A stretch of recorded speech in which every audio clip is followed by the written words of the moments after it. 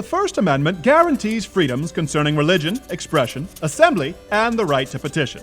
It guarantees freedom of expression by prohibiting Congress from restricting the press or the rights of individuals to speak freely. Unless, people say something that you really disagree with, then the whole thing is off for reasons that are totally self-explanatory.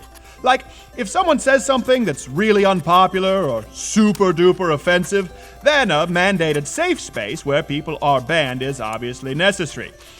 Because some people can really be turd nuggets. Also, I think it's super important here to carve out a section for hate speech, which naturally shouldn't be allowed. But I've only got so much space here on this parchment, so I'll leave it up to you to define it.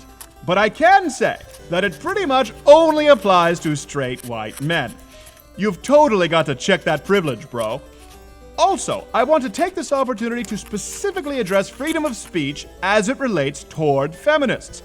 Ladies, consider yourselves exempt for reasons that are self-explanatory. Naturally, the same goes for college students, which brings me to my next point. Is freedom of speech allowed on campus, specifically public universities?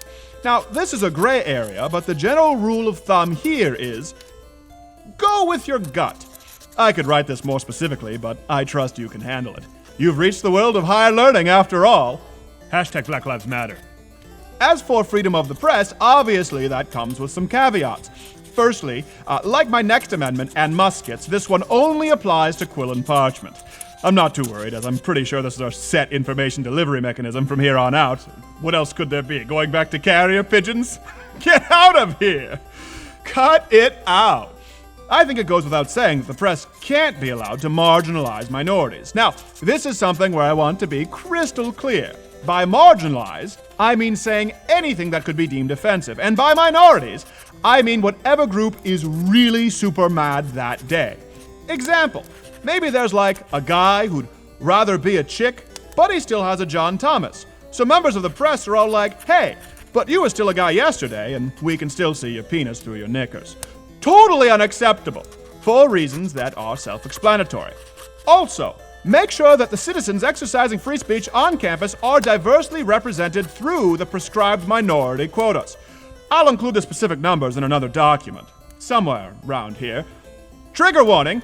None of these quotas apply to those damn Orientals, for reasons that are self-explanatory. But the real takeaway here, the important part to remember, is that freedom of speech only applies to certain people at certain times, provided there's no possibility of offense to anyone else, for reasons that are totally self-explanatory. The right of the people to keep and bear arms shall not be infringed. Unless, guns get way more advanced than today. Because this thing is totally about hunting, you guys. I'm super serious.